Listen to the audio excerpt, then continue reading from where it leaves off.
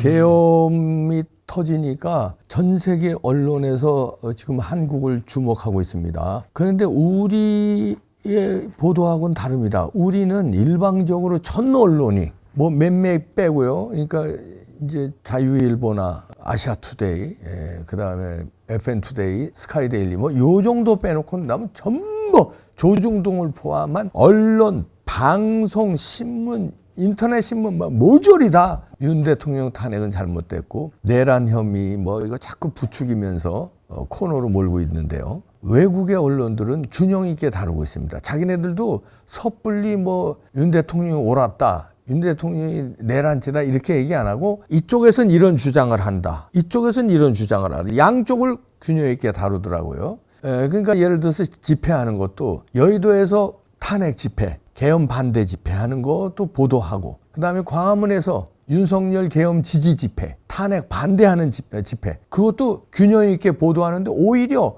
광화문 걸 더 많이 보도할 정도로 같은 꼭지에서요. 예를 들어서 아사히 TV하고 후지 TV에서 이제 저를 인터뷰해 갔는데요. 그 계엄 터지고서 연락이 왔더라고요. 그래서 이제 저는 이제 내심 기대했어요. 그래서 이제 이제 그 좀 이 부정선거와 이 광화문에 대해서 집중 보도하겠구나 하고 이제 뭐 인터뷰 뭐 우리 사무실로 왔습니다. 후지 TV는 사무실로 왔고 아사히 TV는 이제 광화문 제가 연설하러 나간다니까 그럼 광화문에서 인터뷰하자고 그래서 광화문에서 인터뷰하고 그랬는데 전화로도 이제 뭐 이렇게 여러 가지 의견 이제 접촉을 했었고요. 그래서 방송 나온 걸 봤어요. 그랬더니 제가 조금 섭섭할 정도로 저를 그렇게 인터뷰해놓고 가서는 아주 균형 있게 자기네들이 헌법재판소가 아니다 이거죠. 그리고 또 남의 나라고 그러니까 아주 그러니까 객관적으로 보도했더라고. 저는 오히려 섭섭할 정도로 아니 나를 그렇게 인터뷰해가 놓고서는 그러니까 저쪽 주장에서는 어떻게 얘기해요?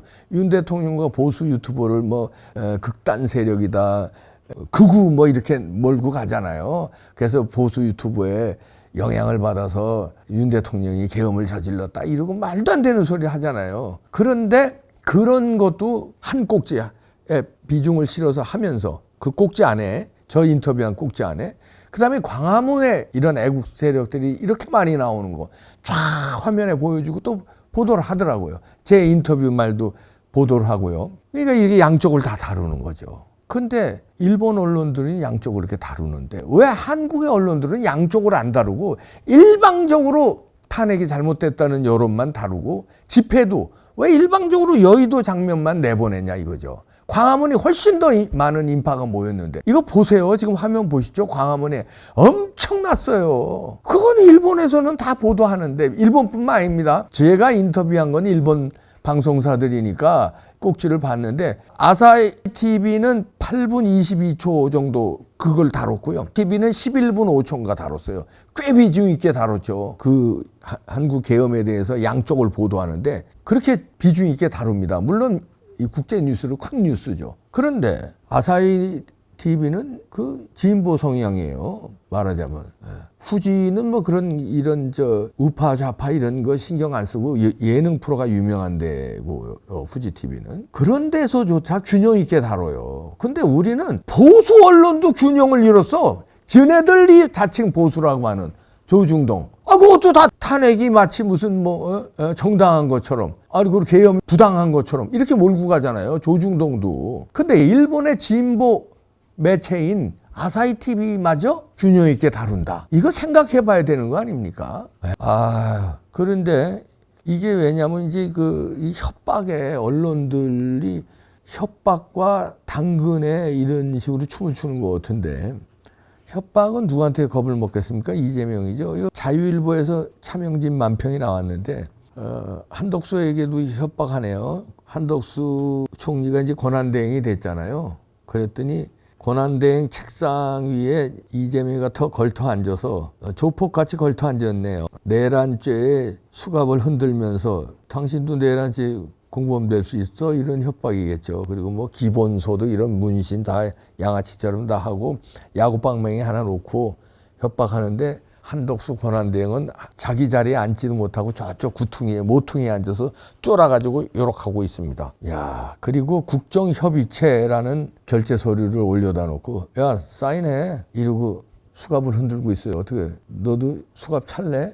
이런 식으로. 그랬더니 제목이 저 괜찮은 거죠? 하는 제목입니다. 한덕수 총리가 그걸 쳐다보고 있네요.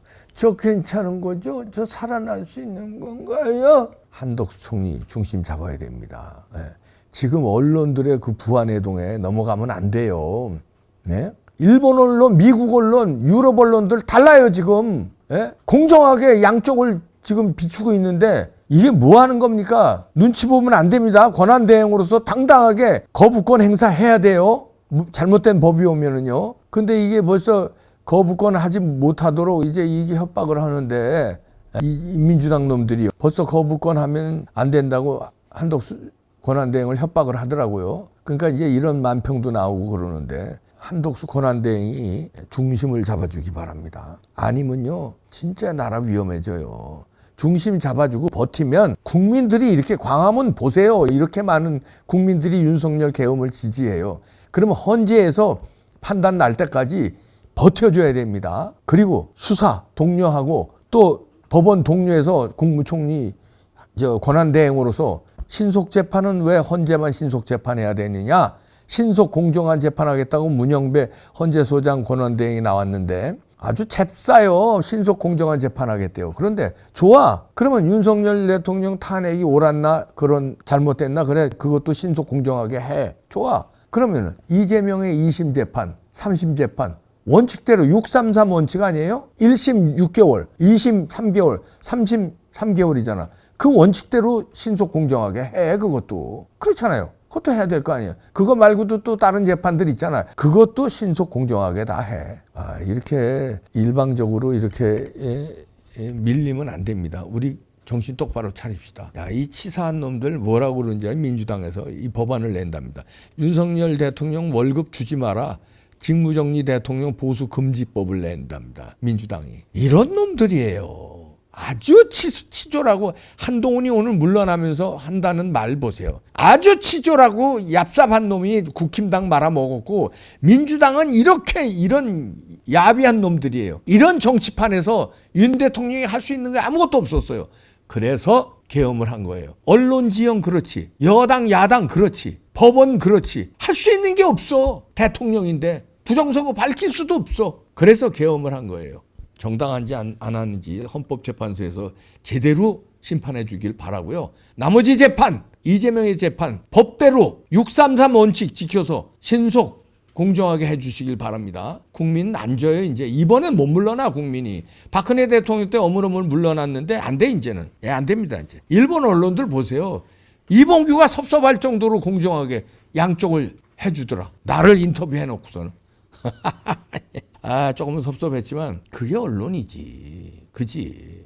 저 인터뷰했다고 해서 우리 쪽으로 그냥 일방적으로 써주면 그게 공정합니까? 제가 섭섭할 정도로 공정하게 하더라고. 한덕수 권한대행님 쫄면 안 돼, 울면 안 돼. 산타 할아버지 곧 오십니다. 크리스마스에. 쫄지 마세요. 크리스마스에 안 오시면 내년에 하여튼 설레 오시고 신정에 안 오시면 구정에 오십니다. 하나님이 오세요. 쫄면 안 돼, 울면 안 돼.